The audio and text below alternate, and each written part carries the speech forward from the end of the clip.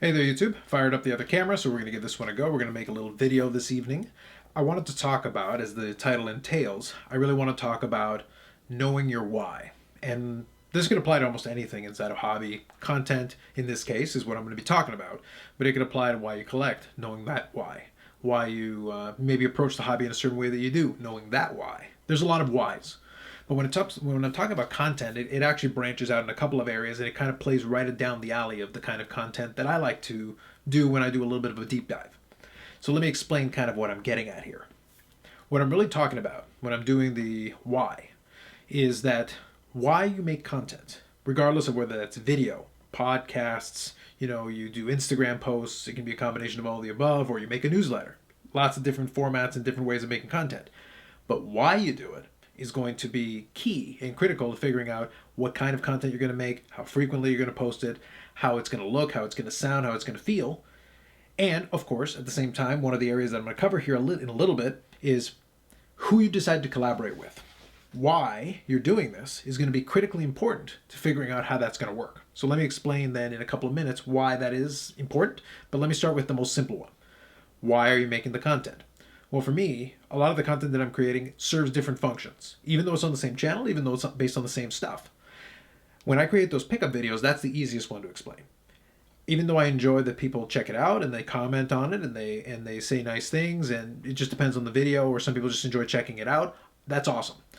I make that one predominantly for me, because it's basically a chronicle of what has already happened. It's a way of me keeping track of kind of the progress I've made, because a lot of times I'll talk about different checkpoints. So for this year, it's been really heavy on the Medano collection. Well, as I go through the Medano collection and I look at a video from January where I'm talking about how many I had at that time, it's good to be able to see it compared to a video from June. It's good to be able to see it compared to a video from September.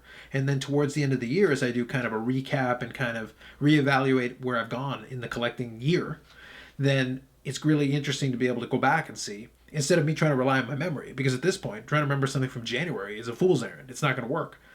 But it's easier for me to go back to a video from the beginning of January when the year started and be able to say, okay, so that's where I was back then.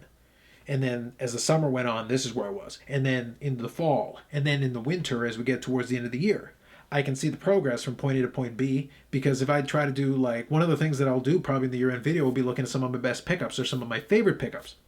Well, that's hard to do if I'm not really sure what was in December last year versus what was in January, February, or March. Good luck trying to remember, at least for me. Maybe it's a little easier for you. But I just can't remember at this point. And it's one of those things where there have been some fantastic cards that have joined the collection this year that I would love to then be able to backtrack and be able to tell you about. But the easiest way for me to do that is to be able to figure out the dividing line between the end of one year and the beginning of another. So it's kind of a chronicling thing, and being able to go back to those videos is going to help me a lot in terms of building that list at the end of the year. So that's one type of video. Another one is the live streams. That one's pretty straightforward too. What I like to do is use it as an opportunity to kind of chat with different collectors, chat with the chat, and also most of the time I'll have somebody on there with me so we can have a little bit of a discussion about different things. When I try to do those live streams, it tends to be a little bit of a mix. Because when I do these sit-down videos, it tends to be a little bit more straight-laced. I'll throw some jokes in there here and there where I can and where I want to. But in the live stream, we can have a little bit more fun. It can be a little bit more loose and open-ended, because that's really a lot more interesting and engaging, because you want to have some fun with the chat. You want to be able to have some fun with the other person, not take it too seriously. But you do, I like to call it like a slider. Like you control the volume. So you try to slide one more direction, you try to slide in another direction. How serious or how more silly you get is going to depend on the content of the video, who you're there with, what you're trying to do, and what you're trying to accomplish. And I try to move that slider back and forth appropriately depending on what kind of video I'm trying to make. Again, that goes back to the why. Because when I'm doing those live streams, I'm trying to give some opinions on some things. I'm trying to answer some questions, trying to get a little bit of perspective, but also getting a little bit of feedback in real time to folks that are kind of in the chat, chatting with us at the same time that we're having the discussions. So from that perspective, I do try to carry a balance between different things. So that portion of it informs the type of content I'm creating there. It's done for a reason that way. Otherwise, I could do it in a very different way, and I'll talk about that in a couple of moments.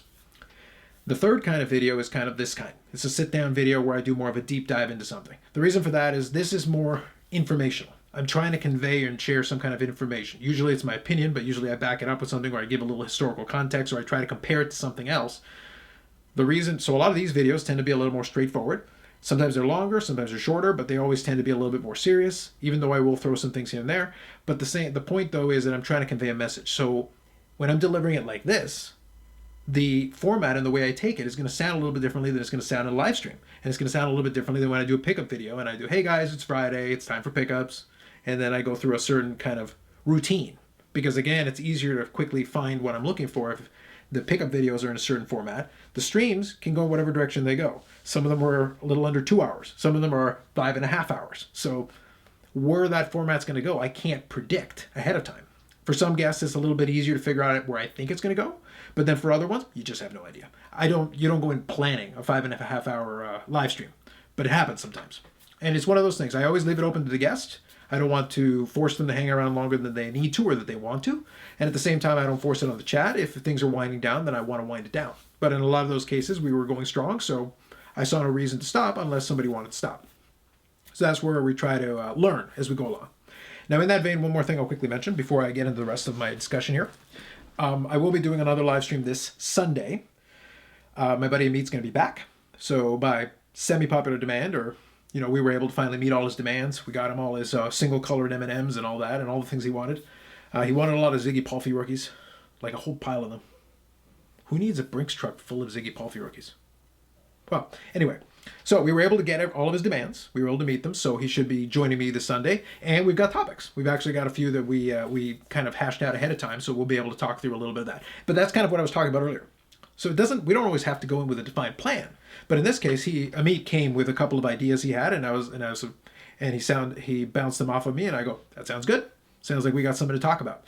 And as usual, it'll be open-ended. The chat can join in, and they can ask questions about it, or they can ask something else, and we can kind of riff off of that. But at least having a couple of topics is fun, because then we know there's a couple of things we can hit on. And that'll be kind of enjoyable. Plus, I do enjoy those Sunday live streams because they're a lot more chill, kind of relaxed, and I think they're a good way to wind down the weekend. Like I said, why we're doing it, it's fun. And it gives us an opportunity to sit down and chat for a while about the hobby and things like that. Now let me then carry it over. So those are the types of videos I tend to do on this channel. That is why I do those different types. They serve slightly different purposes, potentially for different audiences, although everybody's welcome to watch all my videos and hit like on all of them. But the point is that you don't have to. If one type interests you more than another, then that's why there are slight differences to each one. That is why I try to leave different types of content for different types of audiences so that somebody can find potentially something that might interest them. That's the hope as I go along.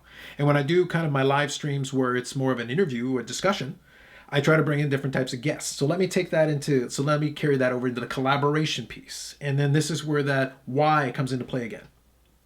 If your goal is to maximize the number of views, then there's certain participants or certain interviewees that you should be going after. And as you go along in the hobby, you kind of figure out what that is. You're going to shoot for certain names. You're going to shoot for certain channels that are maybe on the upswing that are getting a lot of popularity. And you try kind of to cling on to that. You basically reach out to try to get them on the channel to maximize viewership. There is a value to that, but a lot of it really comes down to why you're doing it. I tend to have a lot more hobbyists into it. The goal isn't necessarily to chase clout in that regard. A lot of times it's just to have a discussion that I think is interesting or worth having. But every single one is a little bit different. So I'll give you a couple of examples so that you can see kind of why. This is where the collaboration piece comes in, like I said. Why I ask certain people to come on. Does that mean that I wouldn't ask other types of folks on at different times, depending on what's going on? Absolutely not. I'm not going to close the door on that. But there has been, even though I don't plan it out ahead of time that way, there is a rhyme or reason to all the folks that I've invited to join me on the channel as time's gone on. So I'll use a couple of examples to kind of illustrate that. And that goes, by the way, and maybe this will branch off into its own video, although I originally wanted to incorporate it in this one. Maybe I'll do that on a different video. But that also goes into the concept of people understand the idea of vouching. They understand it from the trading perspective, and they understand it from the selling and buying and trading perspective as well. But they may not understand that when you're producing content, who you choose to associate with is important, because you're basically not only making a judgment on what they're doing, you're basically saying what they're doing is good, but you're also in effect saying, I align with what they're doing. And I try to be very careful and deliberate with that. And for this part, I'll explain that a little bit, but then maybe I'll elaborate more in another video. If you have questions about that, you're more than welcome to include them, and I'll try to answer them as best I can and maybe do a video about that. But I'll give you some examples of ones that I've done, and I'll explain why I ask them to join me, and then that'll be part of the conversation. So first example, the first live stream I ever did was with Matt from Essential Credentials, who was back on recently on the channel. Part of the reason is that Matt's a good guy, and we've had a lot of conversation back and forth. He's very passionate about the hobby. I've checked out his Essential Credentials podcast. I like what he's doing. And this is a key critical element for me. Even though he doesn't do his podcast exactly the way that I would do it, and this is going to be a recurring theme as I explain a couple of these examples, even though he doesn't do his podcast exactly the way that I would do it, that to me is a benefit. That's a value. Because it means when I bring him on, he's going to bring a different perspective. He's going to bring a different approach. And his view on the hobby is going to be skewed and aligned with his preferences and his hobby friends and how he's approached his collecting. And that's good because it creates a bit of a contrast, because that way we're just not regurgitating and repeating the same thing over and over again, because that's no fun. Otherwise, why bother? You can just do a monologue. That's what these videos are for. If I want to do a monologue every single time, I could just do these videos, and that would be all the content on the channel, and we're done. I bring other people in to bring in different perspectives, to get different opinions, and also to provide a little contrast so that we can hash out and talk through some of these different things. So Matt was a great first guest to kind of get things underway, because I was trying to reacquaint myself with the format. I was trying to learn StreamYard. I was trying to do a couple different things, and it was the perfect person to have on there so that we could just chat, hang out, and then I was able to learn from that and adjust that. And almost immediately by the second live stream, I was able to make some adjustments. So that's why I had him on previously, and that's why I had him on again, and that's why I may have him on again in the future, and we'll take it a step at a time as it goes. But I'm more than happy. But the invitation is always open to Matt and other folks that I've dealt with in the past. Another example. We'll talk about Chris from House of Jordan. So let me use that as another example, because this is a good one to contrast that to what I'm talking about with Matt. So I knew Chris from his House of Jordan's podcast. And when I talked about vouching earlier, again, I'll do a separate video elaborating on this more. But when I talk about vouching for it, if you ask me, Chris McGill or Chris Hoge, if you ask me, can I vouch for the House of Jordan's podcast? The answer is yes, I can, because I've listened to all the episodes. I've listened to enough of that content that I'm very confident and comfortable that the content's good. Some of the content may be out of date now because the market's changed. But at the time, I liked the depth of the content. I liked the analysis behind the content. There was a lot of it was very clear that it was deeply researched and a lot of thought was put into it. So I'm more than happy to vouch for that content. That's very easy for me to do. Now, let's talk about Card Ladder, because when I brought him on the first time, I've had him on twice. When I brought him on the first time, we talked predominantly about Card Ladder. My goal at that time was to talk through some of the things that I saw when I reviewed Card Ladder the first time. Now, one of the things you may notice is that I did that video with him, and then the second time around, we barely talked about Card Ladder. That was intentional, because I wanted to talk about certain specific things the first time around. The second time around, I wanted to talk about the hobby stuff in general, because, like I said, he spends a lot of time in the hobby analyzing this data, and he has a lot of opinions in the hobby. He does the crossover with Josh, who I'll get to in a second. But that gives him a different perspective and different people he talks to in different circles, which gave a little bit more information and a different angle on some of the same stuff that I talk about and think about. That I thought had value, and I thought having that discussion would be interesting, as a contrast to the first one, where we focus predominantly on the platform. Aside from that, I still use Card Ladder, but you'll notice that I rarely talk about Card Ladder in the context of my channel. Why? Because I'm not really doing a lot of market analysis. It doesn't fit. It wouldn't align with why I'm doing this channel. If I wanted to make picks, it might make sense to use the data to back up the picks. Or if I'm making predictions on where I think certain pricing is going to go, again, that would be very valuable data. Then I could show you a lovely chart. But the thing is, for me, a chart without context, if I'm not providing the analysis to it, I don't see the value in it. Which means, for me, as a user, there's value to the Card Ladder platform or any other data analytics tool. To me, it's a tool in the toolbox. So I'm not out here to promote Card Ladder as a tool. You can check out Market Movers. You can check out Slab Stocks or one of a number of other platforms, although the Slab Stock platform still isn't out yet. I don't know when I got the email about the delay, but I'm not sure exactly when that's going to happen. But if and when it does, if and when it happens, I'll probably take a look at it and review it as well, just because I did with the other two. But for the most part, I'm out of the business of looking at a lot of these data analytics tools from the perspective of the channel, because, again, I use it as a tool in the toolbox to assist me with what I'm doing as a collector. But as an investor, quote unquote, it doesn't do much for me, because I'm not spending a lot of time talking about investment type topics on the channel, other than looking at it from the abstract and from the distance, because looking at the market and people's reaction to the market, that's interesting for me. Doing an analysis on which 5 players have gone up the most in the last 7 days does not interest me as much. I'm not here to do top 5 lists. It's not my thing, unless it's a top 5 list of cards I own, something like that. That I'm a little more okay with, because that's more interesting to me. If I was going to make that kind of content, though, having a tool like that available, it makes sense. So that's why I don't spend a lot of time talking about card ladder or market movers or slab stocks or, sell the peak or any of these other tools, because to me they're tools to be used for whatever means you see fit. And some of them will fit better for you than others, and you can make that decision yourself. I've already made videos on it. Knock yourself out. Now, with all that said, let's talk about Josh as well. So Cardboard Chronicles. I'm in the same boat with Josh from Cardboard Chronicles. I already talked about the card ladder piece. But when we talk about Cardboard Chronicles, if you ask me about that podcast, that video podcast or whatever you will, I have no problem recommending the actual content. And I had a great conversation with Josh when I invited him back on the channel. At some point, I'll invite him back.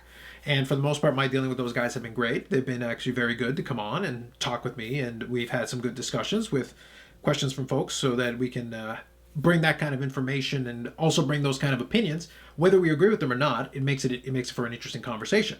So from that perspective, they basically get to make the rounds and promote the product indirectly, basically by being present.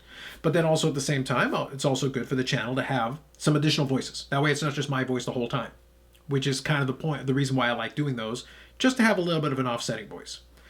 But again, in the same vein, Josh has his product where he does like this course on card collecting. I don't really talk about it very much because to me, I don't see a ton of value in having a course like that. I could see there being value for some. For me, doesn't make a lot of sense, but I'm a lot more old school in the sense that I kind of like the idea of making mistakes. I like the idea of a user getting in. If you're worried about getting burned in the hobby, that's totally understandable because there's a lot of complexity to it that maybe wasn't there when I was starting in the early 1990s. But the thing that I would throw back at you is maybe if you're worried about that, maybe spend a little more time doing a little more research, because I think you could learn a lot of the stuff in there. I haven't looked at the course itself, but I'm fairly confident that there's probably nothing in there that you couldn't figure out if you asked around, really did your research. Now, that doesn't mean find collectors and ask them every single individual thing, because at that point they might as well charge you. Like, I understand the notion that, hey, this information is free. Yeah, but there's the information. A lot of this information, a lot of these hobbies acquired, was through experience. It was through time, and I do believe that time is money. Does that mean I'm not going to answer a question? Of course I'll answer a question. But if you're going to pepper me with 1,500 questions, then at a certain point it's like, okay, the amount of time required for me to explain this to you, maybe I'll do it in a video like this. That might make a little more sense. Or if it's really that, or basically if you want a whole tutorial and you want your handheld, then at that point, maybe a course like that does make sense for you. But it's not going to be the first place that I'm going to send somebody to. Whether the course is good or not, I can't speak to it. But at the same time, I see that there could be some value for it for some folks. It's not going to be the first place I'm going to recommend it. So the key point that I wanted to make with these two examples is I'm very comfortable speaking to the individual who comes on the channel and chats with me and we have a conversation. No problem. They're very accessible. They have a lot of good ideas and opinions on the hobby, and I agree with some of them. I don't agree with 100%, but I do enjoy listening to their take on it. That's why I listen. But at the same time, I'm also happy to vouch, if you will, or speak to the content they create. Cardboard Chronicles and House of Jordans. I have no issue recommending to somebody that they check those out, because I think there's some good information in both and some good interviews. Like Josh interviewed Nat Turner, who's suddenly extremely relevant, other than being a great collector, extremely relevant with the purchase of Collector's Universe. So it might be interesting to see his perspective, at least at the time they recorded that podcast. Stuff like that. But I separate out the individual and I separate out the content from the product. So I'm recommending that you check out the podcast, so to speak. I don't have any issue with, I say, hey, there are great resources in the hobby to ask questions to. If you want to ask me about the product, I can speak to my opinion on the product, but I'm not necessarily out here just telling everybody to go get Card Ladder and go get Josh's course and go do all those things. I'm not going to tell you to do that. You can decide for yourself. I've done my reviews. I've looked at it, and I've done my analysis, and I've explained to you what I think about that already. But if you want to check it out, it is in the channel. Feel free. That's the differentiator, though. When I look at it, I have to look at the individual, what I think about what they're doing and what it is, versus what content they produce. Because sometimes there's some people who I have great conversations with, and I'm like, this person's very smart. They get things. And then I'll watch their content, and maybe it doesn't translate over. That can happen. And that's okay. That's not the end of the world. But it also means that I'm going to have a little trouble, because it's one of those things where maybe I wouldn't hesitate to collaborate with you, but on the other hand, when I look at the channel, it's like, okay, Is there an alignment between the content being provided and the individual's knowledge base or what they believe or whatever the case is? That goes back to that why, though. Why are you making the channel? Are you making the channel because you want attention? Are you making the channel because you want to be seen as an authority? Are you making the channel because you want to make money? And by the way, there's nothing wrong with that if that's what you want, but that will then be put into the way, the style, and the manner in which you're going to approach the channel or the content. That will come across. So I'll give you one more example here of somebody who I've had on the channel a fair number of times. Well, actually, I'll give you two. So first, let's include Jeremy here from Sports Cards Live. So Jeremy started his channel as a result, basically, of COVID. And he took the approach early on that he was going to talk to a lot of industry insiders and things, but he's produced some quality, consistent content. So I'm more than happy to promote and suggest people check it out, because I can vouch for it because I've watched every episode. So when I do that, and I've also had chats offline with the individual and all these things, I've had him on my channel, I've been on his channel. When I can do that, I can then speak to, overall, I'm very comfortable saying to you, yeah, check it out. There is a consistency between the individual and their approach and philosophy on the hobby and the content they're producing. It is consistent, it is aligned. The why becomes a little easier to read, and that way you can figure out whether what you're watching makes sense to you or not. So it's easy in that case. When there's a misalignment, that's where it gets a bit tricky. That's where you ask, okay, why are you doing this? So I'll give you another one where, again, very different approach, but again, the why is pretty straightforward. So I'll include Dave Archer here, AmishDaveArcher, from his channel. Now, just last night, before I'm recording this on the Wednesday, so just last night, he did his podcast with Steve, the hockey savant, the hockey guru, the hockey oracle, if you will. But he did his podcast with Steve, and they were there, and they introduced Uncle Vinny. So congratulations, Vinny, on your first kind of appearance on any kind of content. So we'll see if you end up doing anything on your own channel on your own time. I'd be interested in checking that out. But the thing is, Vinny's been around. He's been a frequent commenter. He's always been very supportive of my channel, of Dave's channel, of a lot of our channels. So it was great to see him on there. Dave's channel and Steve's channel, when it isn't Dave pontificating on different things or Steve, sharing his endless hockey knowledge, it's boundless, really. But when that isn't happening, it's two friends basically chatting. So the thing is, here's how this contrasts to a lot of what we've been talking about. When you look at Jeremy's channel and you listen to what he's doing kind of an interview show. I do kind of a hybrid between an interview conversation. I do some interviews, I do some questions. So like when I had Carvin on the last two times, there is a hybrid between I'm asking questions, and then as in the course of us talking, Carvin will say something that will then prompt me down. Can you elaborate on this? And then it kind of goes where it goes. I don't specifically plot out question 1, question 2, question 3. Jeremy's approach is to talk to the guest ahead of time to build some of those points. I will generally just kind of roll in and be like, I have a general idea what I want to do, and I'll just start talking. Two completely different approaches. They both get to kind of what their creators want to do, and they are both able to get what they want in their own different way. The differences are what makes it worthwhile, because if we both did the exact same thing, either one of us would be less effective, or both of us would basically just end up repeating a similar kind of thing, and that's no fun. So Jeremy's show works because he does it in his style. Mine works because I do it in my style. Whether people like it or not, that's a different conversation, but I like the format because it fits with why I'm doing it. It also fits with the style that works for me. Now going back to Dave's. His podcast, you can say one more thing or another, it fits his style. So when he and Steve are just sitting there chatting, hobby stuff will come up. But that tends to be secondary to two buddies having a conversation. And then when they had Vinny in there, they had a conversation. Well, the most recent one went just shy of 5 hours.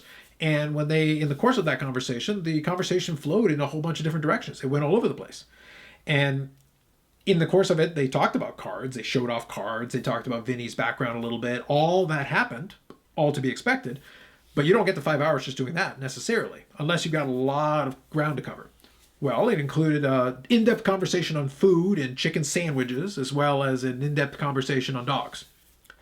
So as a person who's supporting Dave's channel there, I was there and I was hanging out. I hung out a little bit in the beginning and I hung out a little bit in the end. In the middle, I still had it on my second screen, but I don't have nearly the passion for food or chicken sandwiches as Dave and Steve and Vinny do. I don't think anybody's as passionate about anything as they were about chicken sandwiches or chicken or food in general. I don't think anyone's that passionate about anything in life. But When they were talking about that, well, I wasn't as interested in that part of the conversation. That doesn't mean I turned it off. It just meant I turned down the volume and I was doing some other things on the other screen. And then I occasionally would listen in, put up the volume a little bit. Still talking about chicken sandwiches, huh? Turn it down.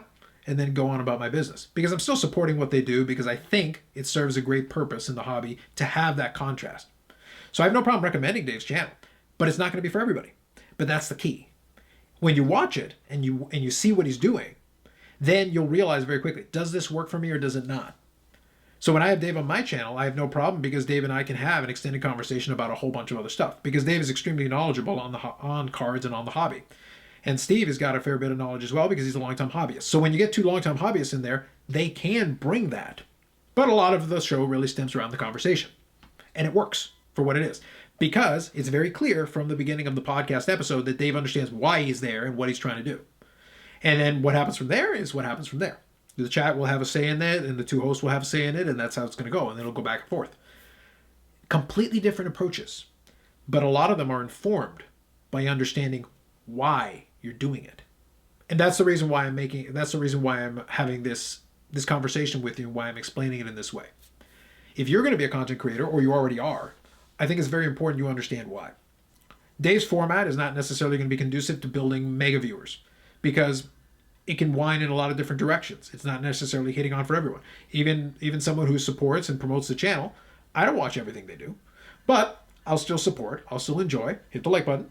But it doesn't mean you have to watch everything. It doesn't mean you have to watch everything I make. Well, you probably should, but it doesn't mean you have to. And that's okay. And you can still support it. So Matt from the Eccentric Credentials, Sports Cards Live. So I've mentioned a couple of different creators. You know, you can go check out the old House of Jordan's episodes. They're not doing them anymore. They're going to do, I believe, some Card Ladder branded content. We'll see what that looks like. If and when it comes out, we can then assess it then. Cardboard Chronicles still puts out episodes here and there. So this content's out there. And you can decide for yourself as the viewer what works for you. But one of the things I would suggest to you as a viewer is when you're watching the content, do a little critical analysis of it yourself and try to figure out, not only do I like it, because maybe you enjoy the person that's talking and maybe you enjoy their style or maybe you enjoy the way they do it, but the other thing you're going to ask yourself is, does the content align with what I perceive? Again, it's perception. We don't know these people. You know, you're watching through a screen. But does it align with does their message align with what this content is doing? Does the content align with their message? Do the two seem to be in alignment, or do they seem completely out of whack? Because I've seen a lot of content where I'll hear one thing, but I'm seeing another, and they don't always match up. So I'm always weary, especially with the amount of content out there right now. That's the reason kind of I wanted to broach this subject with you, is that I'll watch a lot of content, even the stuff I don't agree with, because I want to see what it looks like. I want to hear what it sounds like.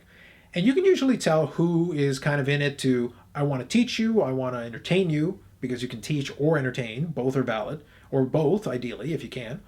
But who's there to do that? Who's there to share that information, share that knowledge, and who is there who they want to get their view count up and their subscriber count up? So it's a bit of a mixed bag. Everybody's going to take their own approach to it, and I'm not going to criticize anybody for it, but I'm just suggesting as a viewer, take your side of it, be critical, observe, and ask those questions, even if it's just asking them to yourself. That's kind of my suggestion to you. But as creators, we also have to make sure that we, even if we can't be 100% transparent with the audience, because you're not going to share every aspect of your life, I'm not. I keep a lot of my life outside of this. I focus very much inside of what's inside this box. That's what you're going to get when you're watching this channel. That's all you're going to get, because that's the way that I prefer to do it. That's the way that I roll. Dave and Steve will tell you more about their lives. That's the way they roll, and that's cool.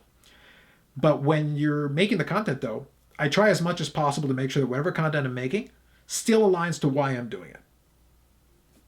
Live streams are kind of to entertain a little bit, to hang out, to chill, to have these conversations, to inform where we can. These videos are trying to make you think about some of the stuff I'm talking about. Again, you don't have to agree with me, but at least I'm trying to make you think about it a little bit. And the pickup videos really are just for me.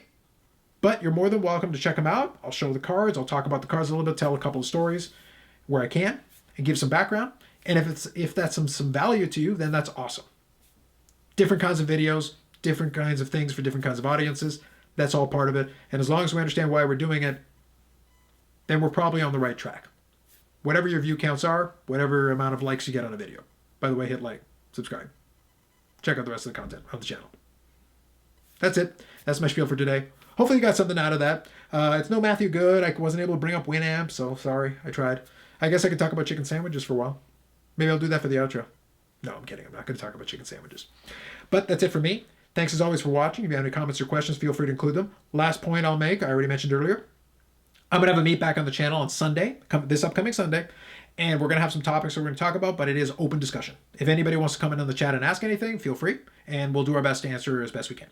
Thanks as always for watching. We'll catch you in the next one.